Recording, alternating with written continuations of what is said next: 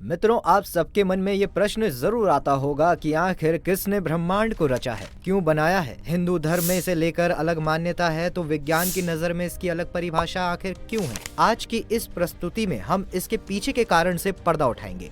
नमस्कार दर्शकों, स्वागत है आपका द डिवाइन टेल्स पर एक बार फिर। ये सवाल आज भी बरकरार है जितना कि पुरातन काल में हुआ करता था। जो लोग भगवान में विश्वास नहीं रखते उनके लिए ब्रह्मांड सहज है, लेकिन ईश्वरवादी तो इसे परमात्मा की रचना मानते हैं।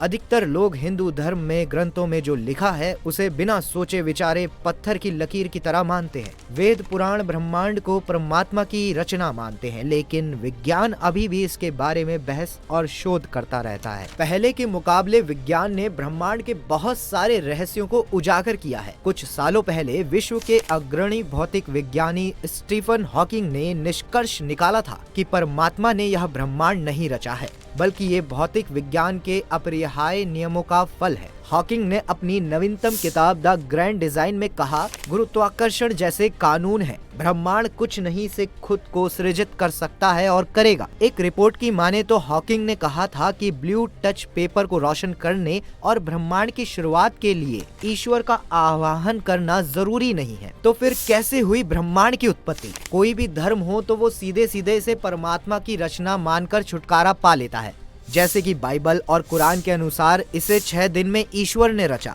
लेकिन इस संबंध में वेद और विज्ञान की धारणाएं अलग हैं। लगभग 14 अरब साल पहले ब्रह्मांड नहीं था, सिर्फ अंधकार था।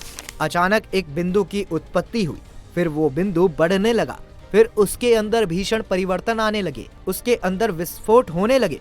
विस्फोट बदला महाविस्फोट में। इन महाविस्फोटों से ब्रह्मांड का निर्माण होता रहा। इतना ही नहीं, आज भी ब्रह्मांड में महाविस्फोट होते रहते हैं। इस तरह ब्रह्मांड लगातार फैल रहा है।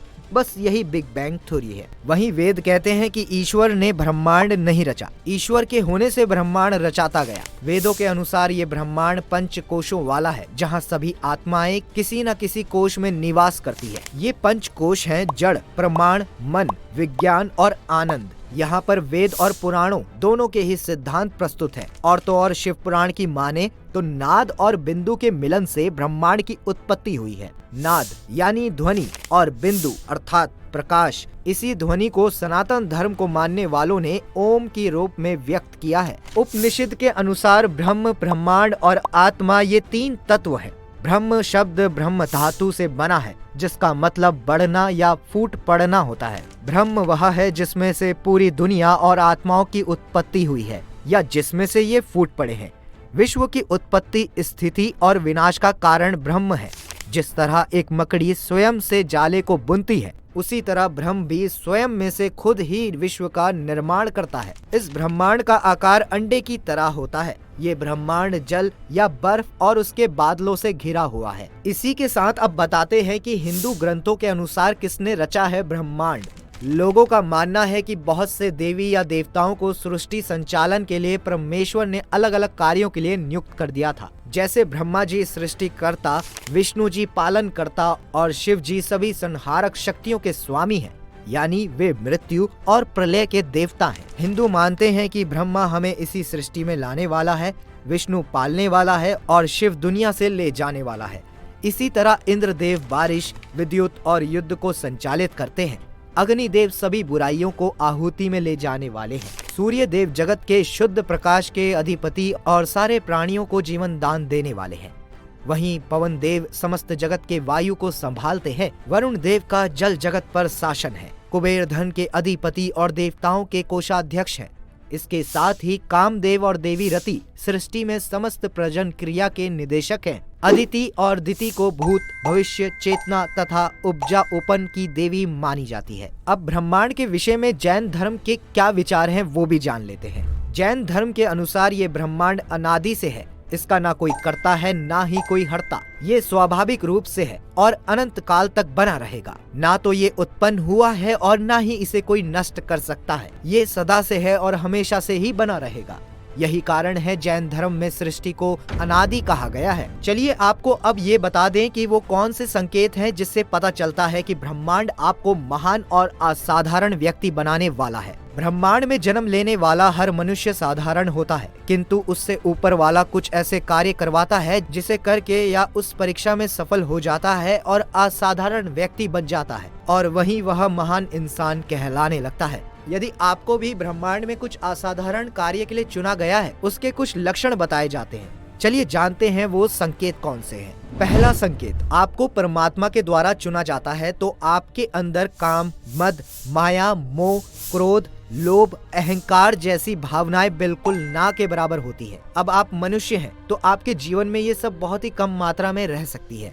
ये सारे भाव आपके अंदर होते हैं, लेकिन आप उनको अपने ऊपर हावी नहीं होने देते हैं। दूसरा, यदि आपके मन में ईश्वर की याद हमेशा बनी रहती है, या आप हमेशा किसी न किसी तरह से भगवान को याद किया करते हैं, या कभी कभी दिन भर के सारे कामों के बीच भी प्रभु को याद करते हैं, तो समझ जाइए कि परमात्मा ने आपको अच्छे कार्यों के लिए चुना है। इसका सीधा अर्थ ये है कि आप विशेष हो। तीसरा संकेत, बहुत तरह की अलौकिक चीजें आपको महसूस होने लगती है।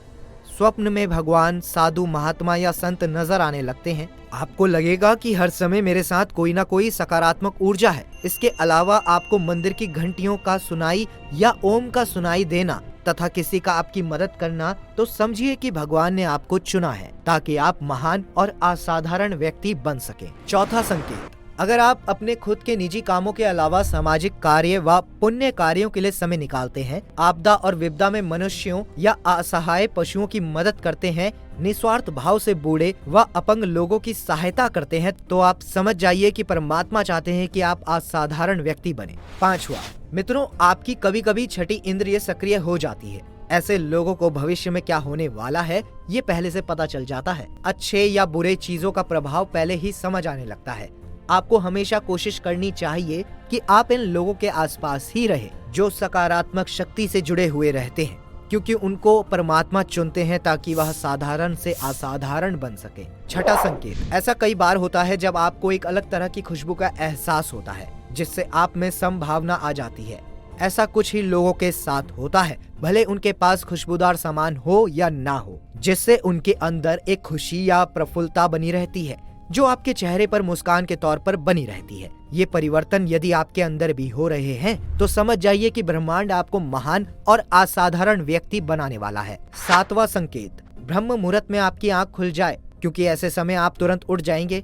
सुबह 3 से 5 बजे तक का समय ब्रह्म मुहूर्त कहलाता है। यह मुहूर्त भगवान, देवी देवताओं का समय है। इस समय पर आपकी आंखें खुल जाएंगी और कोई ऊर्जा आपको प्रेरित करेगी ताकि आप अच्छे काम कर सकें, जिसके बाद ऐसे लोग भगवान की साधना या लीन होने का कार्य करते हैं।